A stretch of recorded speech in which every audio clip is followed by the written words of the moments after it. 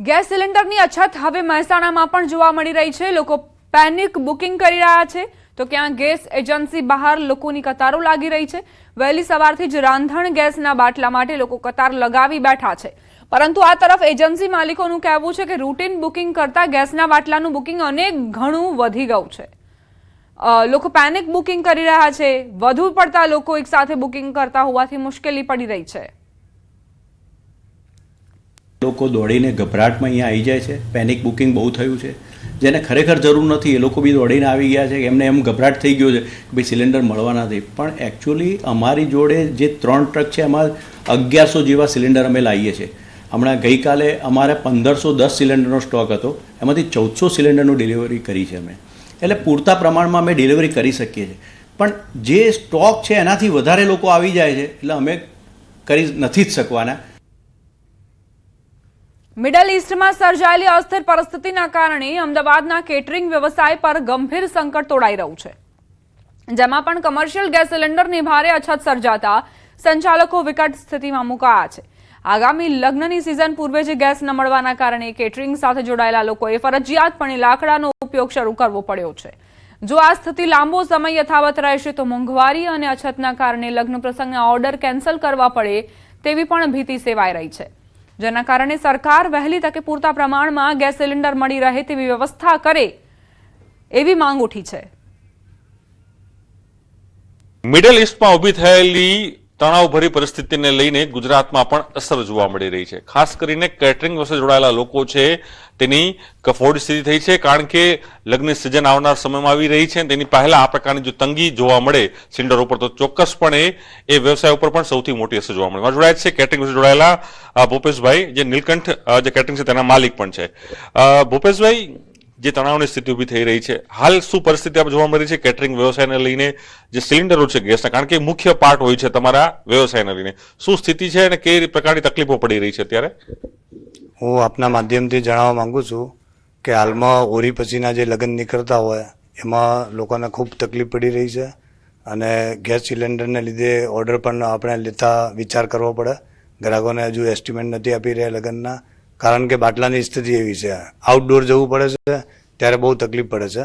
ઇસ્ટે જગ્યાઓ તો લાકડાનો યુઝ કરીને અમે ચલાવી લઈએ, પણ આઉટડોરમાં લાકડા વપરાતા નથી, ક્યાં લઈ લઈને ફરવાનું એ લોકોને। તો આ ધંધા ઉપર બી અસર પડી રહી છે, અને પૂરા ભારતમાં જે અત્યારે જે તકલીફ છે કેટરિંગ વિષયમાં, જેને તકલીફ છે હોટલવાળા છે, કેટરિંગવાળા છે, બધાને તકલીફ આવી રીતે આવી રહી છે। સરકારશ્રીને વિનંતી કરીએ કે ભાઈ આ નાના વેપારીઓને જે કેટરિંગ્સવાળા હોય એમને કંઈક સહાય કરી આપે, એમનો કંઈક બંદોબસ્ત કરીને એમને કંઈક સપોર્ટ કરે તો વધારે સારું રહેશે। ચોક્કસ આપ જોઈ શકો છો, આ હતા ભૂપેશભાઈ પ્રજાપતિ, તેઓ કેટરિંગ જોડાયેલા છે, તો સ્પષ્ટપણે માની રહ્યા છે કે સરકારે હવે મધ્યસ્થી કરવી જોઈએ અને જે ખાણીપીણી એકમો છે તે એકમોને સિલિન્ડર મળી રહે તે પ્રકારની વ્યવસ્થા કરે। પ્રણવ પટેલનો અહેવાલ, ન્યૂઝ 18 અમદાવાદ। ઈરાન ઇઝરાયલ યુદ્ધના કારણે સર્જાયેલી ગેસની અછત હવે મોરબીના સિરામિક ઉદ્યોગ પર ભારે પડી રહી છે। પ્રોપેન ગેસની કમીના કારણે મોરબીમાં અંદાજે 250 જેટલી સિરામિક ફેક્ટરીઓ બંધ થવાની નોબત આવી છે, જેના કારણે હજારો મજૂરોના રોજગાર પર સીધી અસર પડી છે। રોજગાર ગુમાવતા મજૂરો પોતાના પરિવાર સાથે રેલવે મારફતે વતન તરફ પરત ફરી રહ્યા છે, અને સ્ટેશન તેમજ ટ્રેનોમાં પરપ્રાંતીય મજૂરોની ભારે ભીડ જોવા મળી રહી છે। ઉદ્યોગકારોનું કહેવું છે કે જો ગેસ સપ્લાય જલ્દી સુધરશે નહીં તો આવનારા દિવસોમાં વધુ ફેક્ટરીઓ બંધ થવાની શક્યતા છે। गैस की कमी हो रही है, ठीक है, तो गैस की कमी की वजह से यहाँ पे फैक्ट्रीज कम हो रही है, प्रॉब्लम हो रही है फैक्ट्रीज में, जिससे मेरे काफ़ी सारे भाई लोग भी हैं तो वो उस पर काम कर रहे हैं। अब वो जा रहे हैं क्योंकि काम की कमी है यहाँ पे, तो अब वो वापस बिहार की तरफ जा रहे हैं। हम यहाँ से राजस्थान जा रहे हैं, अभी सेरामिक इंडस्ट्रीज बंद हो गई तो हमारा कोई इधर कामकाज बचा नहीं है, इसके लिए हम अभी यहाँ से रवाना होकर राजस्थान जाएंगे। मजदूर બધા ભાગી જાય, સિરામિક ઉદ્યોગ બંધ થાય તો અમે રિક્ષાવાળા શું કરશે? 4-4 લાખની રિક્ષા લીધી છે, હપ્તાના કોણ ભરશે? કંપનીઓ બંધ થઈ જાય તો કોઈ સવારી મળે નહીં તો ધંધો શું કરવો? 12,000 નો હપ્તો ક્યાંથી ભરવો? ઈરાન ઇઝરાયલ યુદ્ધના કારણે અત્યારે મોરબીના સિરામિક એકમો પર બહુ ગંભીર અસર પડી રહી છે। પ્રોપેન ગેસ બંધ થવાને કારણે મોટી સંખ્યામાં 250 થી વધારે ફેક્ટરીઓ છે બંધ થઈ ગઈ છે, જેને લઈને મજૂરોમાં તકલીફ પડી રહી છે। મજૂરોને જમવા અને ગેસની વ્યવસ્થા ન હોવાને કારણે મજૂરો પોતાના વતન જઈ રહ્યા છે। આપ જે દ્રશ્યો જોઈ રહ્યા છો, મોટી સંખ્યામાં જે મજૂરો છે તે પોતાના પરિવાર સાથે અત્યારે પોતાના વતન જઈ રહ્યા છે।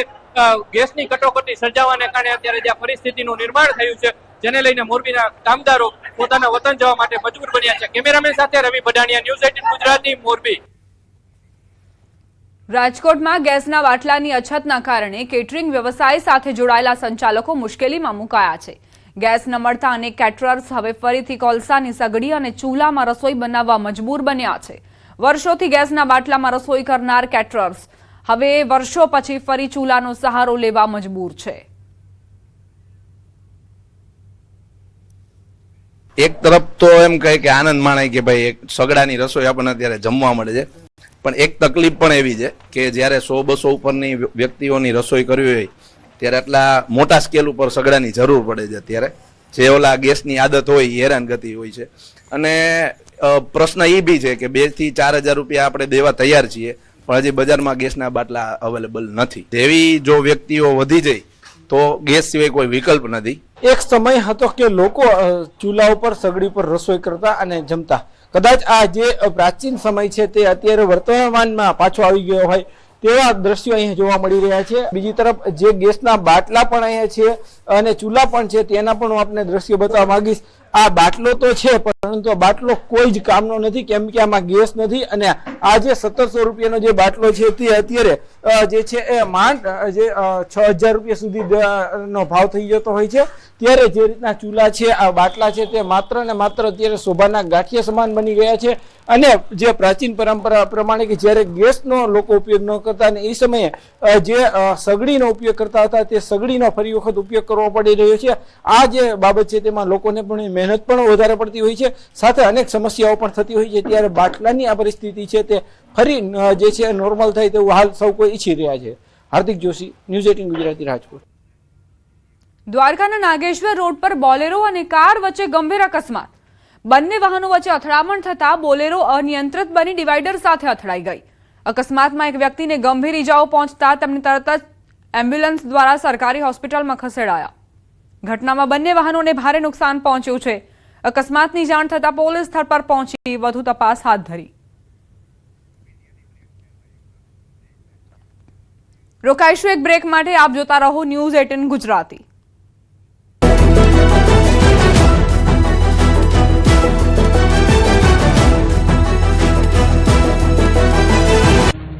રાજ્યમાં છેલ્લા કેટલાક દિવસોથી કાળઝાળ ગરમી પડી રહી છે. હવામાન વિભાગના મતે હવે થોડી રાહત થશે. પવનની દિશા બદલાતા અને વેસ્ટર્ન ડિસ્ટર્બન્સની અસરના કારણે તાપમાનમાં 2 થી 3 ડિગ્રીનો ઘટાડો નોંધાયો છે. જો કે હજુ પણ મોટાભાગના શહેરોમાં તાપમાન 38 ડિગ્રી સુધી નોંધાયું છે. હવામાન વિભાગના મતે આગામી 5 દિવસમાં તાપમાનમાં 2 થી 5 ડિગ્રીનો ઘટાડો નોંધાવાની શક્યતા છે. બીજી તરફ હવામાન વિભાગે આગામી 3 દિવસ 18, 19 અને 20 માર્ચ રાજ્યના અનેક વિસ્તારોમાં કમોસમી વરસાદની આગાહી પણ કરી છે. માર્ચ મહિનામાં પ્રી મોન્સૂન એક્ટિવિટી શરૂ થવાની છે, જેના કારણે હળવાથી મધ્યમ વરસાદની આગાહી કરાઈ છે. વરસાદની આગાહીના પગલે ખેડૂતોની ચિંતામાં વધારો થયો છે. હાલમાં ખેતરમાં રહેલા જીરું, ઘઉં, ચણા, વરિયાળી સહિતના પાકને નુકસાન થવાની ભીતિ સેવાઈ રહી છે. ખાસ કરીને ગીર પંથકમાં કેસર કેરીની સિઝનને પગલે ખેડૂતો અને કેરીના બગીચા રાખનારા લોકોના જીવ પડીકે બંધાયા છે. જો માવઠું વરસે તો કેરીમાં નુકસાન થઈ શકે છે.